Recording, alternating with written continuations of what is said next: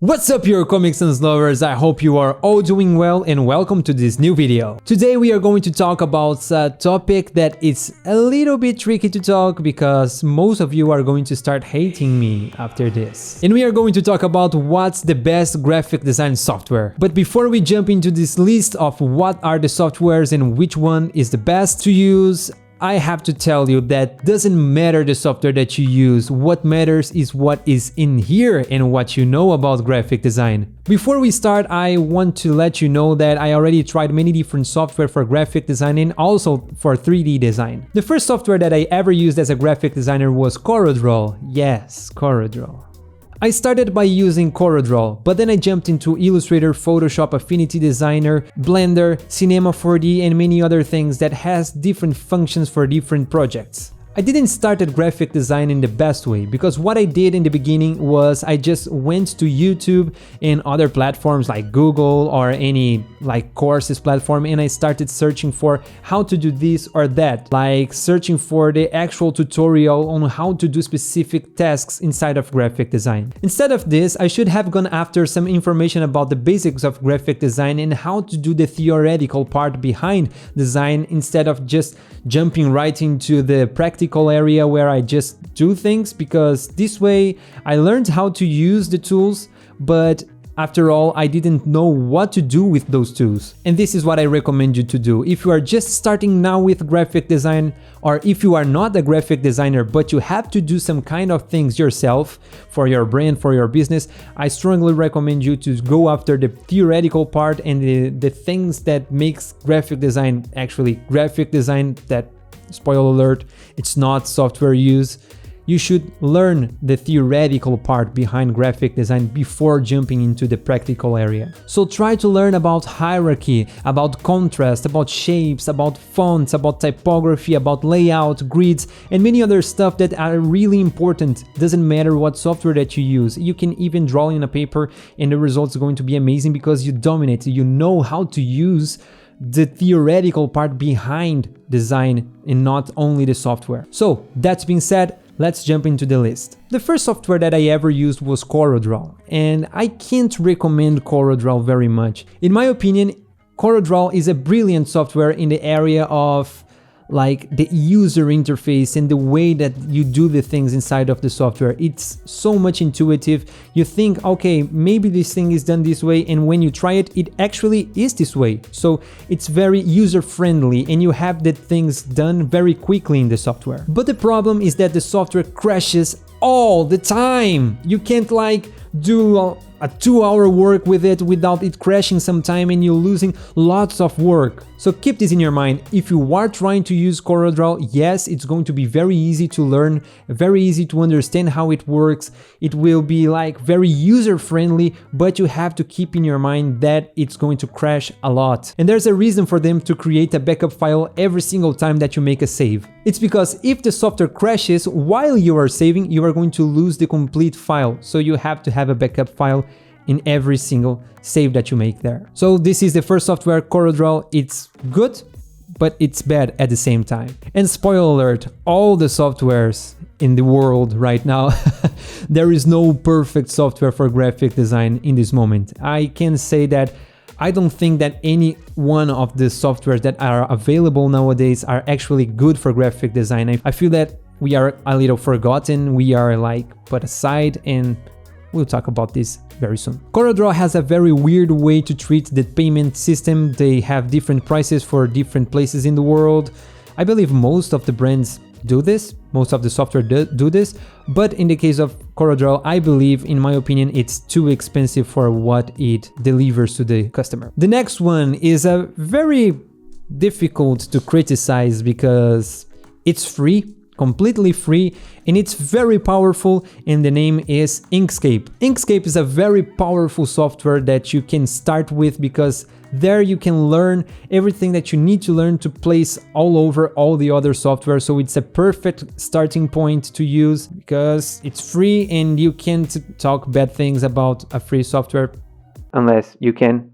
that's what I'm going to do now. Inkscape is a very complete software. It's a very strong software, but it lacks the CMYK function. So if you are doing any kind of design to print, you can't use it unless you convert it, but it can mess up with your colors. And if you are a graphic designer, you know how important it is to deal with colors in the correct and in the most effective way. So keep it in your mind that if you choose to go with Inkscape, you probably are going to find some time in your life where you're going to be looking for an upgrade, mostly because it doesn't have a CMYK system and you can't print anything that you're doing there unless you don't care about colors. And if you don't care about colors, why are you a graphic designer in the first place? The next one is one of my favorites of this list, and it is Affinity Designer. Affinity Designer is a software that is very user-friendly. It's not as user-friendly as CorelDRAW, but it's more user-friendly than Illustrator that we are going to talk about right next. But it has an amazing interface, so everything seems very modern, everything seems like very updated.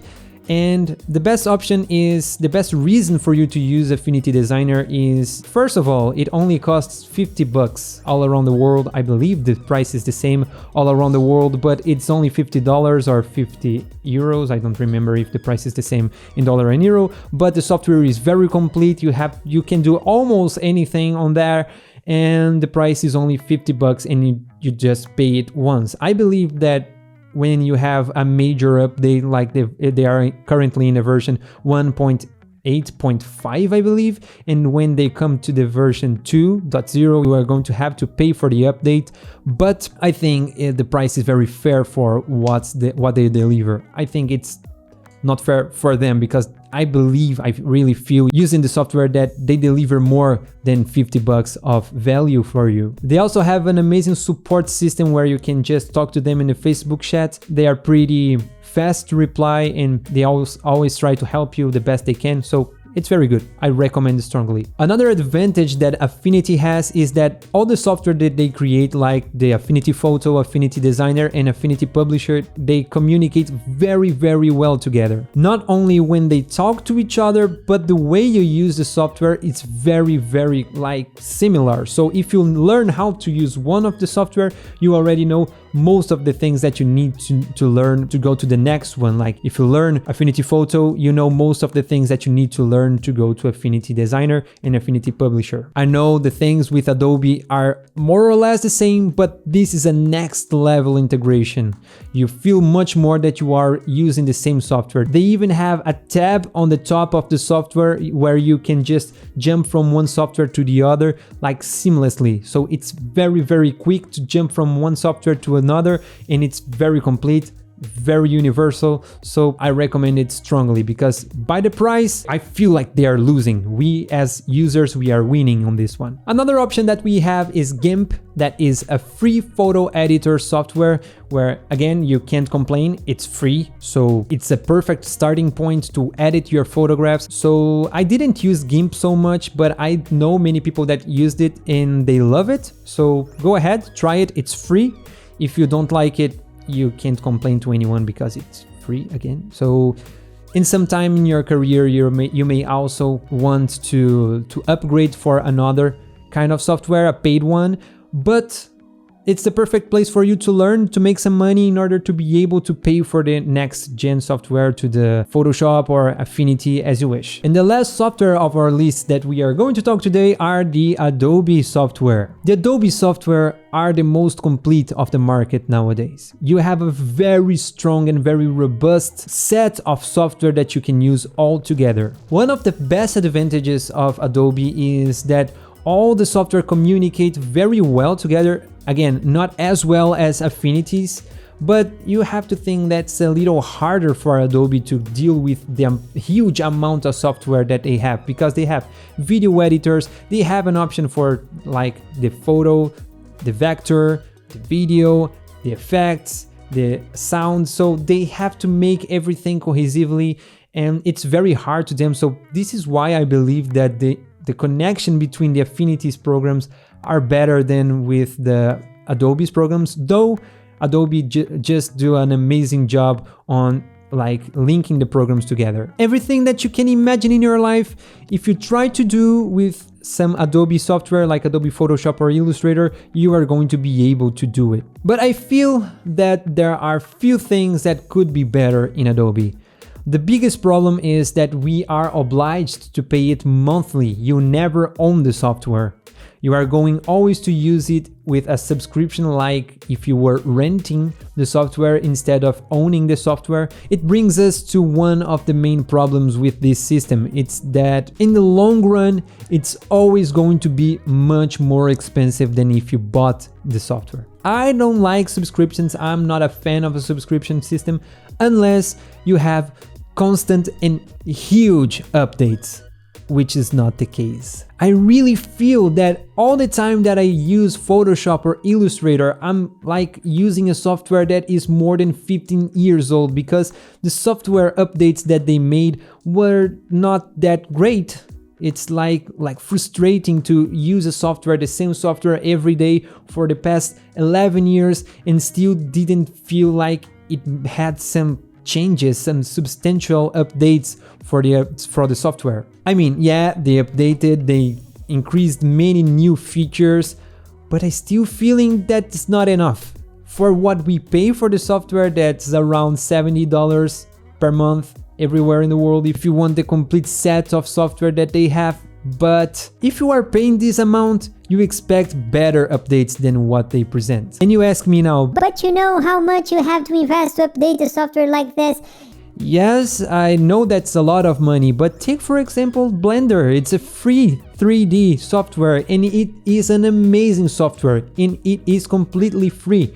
They have all their earnings on money public on the site because they live out of donations, so they have all the values that they earn open to the public to know how they earn and how much they earn. And Blender is a software that every like 6 months it has an amazing and brilliant and huge update that adds many things to the software. And whenever I use Blender, I feel, okay, I can't believe this thing is free. How can this be free? It's a very complex software and it is very powerful. Even if you compare to other kind of 3D software in the market, it is very powerful, it is free, and it has constant major updates. So with a free software, we have so many major updates. Why can't we have a major update like 6 months with a software that we pay $70 a month to use? So this is my biggest frustration with Illustrator and Photoshop and Lightroom and whatever Adobe is doing right now. So for me, which one is the best software from all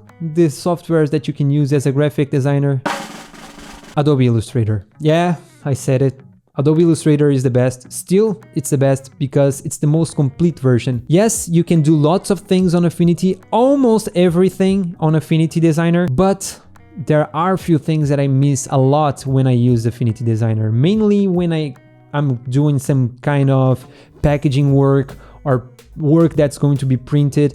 It's very difficult to deal with colors like without the separations preview. That's a feature that Affinity is still lacking. And for me, in my opinion, Adobe Illustrator is the most complete one. It's the best one for overall design experience. It's the best, but it's not my favorite. I think I made very clear which one's my favorite. My favorite is Affinity because I believe that with few updates, like with few increases on the software, it can really be better than Illustrator is nowadays. And just to finish, I believe that each software is made for a different function. So let's not do like Illustrator things on Photoshop and let's not do Photoshop things on Illustrator. This is why they include everything on the same package. It's because you can do and you can use both softwares at the same time. So learn Photoshop, learn Illustrator, learn Affinity Photo, learn Affinity Designer, but the most important part is learn design, because whatever you want to do with design, it doesn't matter if you want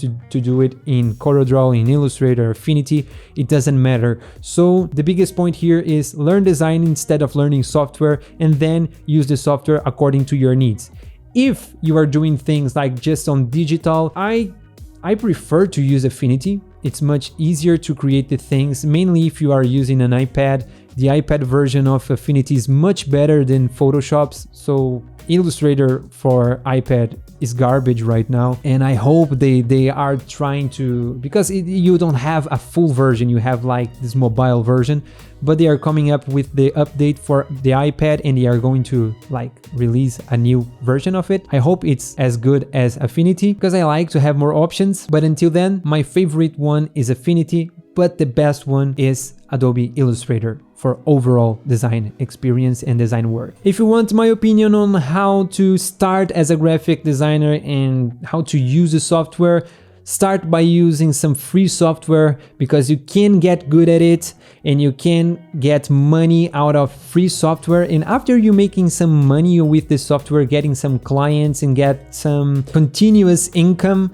with the free software, you can upgrade to paid software, a premium software, where you are going to have a much more like a better environment to work, where you can get your work done much faster and in a more intuitive and more user-friendly environment, I believe. What determines the quality of the software is how easy it is to get the ideas out of your mind and into the computer and into the final design. And this is it for this video. Don't forget to check my courses here on the description, where I teach the basics of graphic design. I teach about how to create carousels for Instagram, and also I teach how to create your personal brand. That's very important if you are trying to get clients from social media. So if you are a graphic designer or a content creator, don't forget to check out the courses that I have here for you on the description. And if you want more content like this for graphic designers and content creators, don't forget to subscribe, to drop a like, and to ring the bell. And if you don't do this, guess who is going to knock on your door? I would be scared. Thank you so much for watching, and see you in the next week.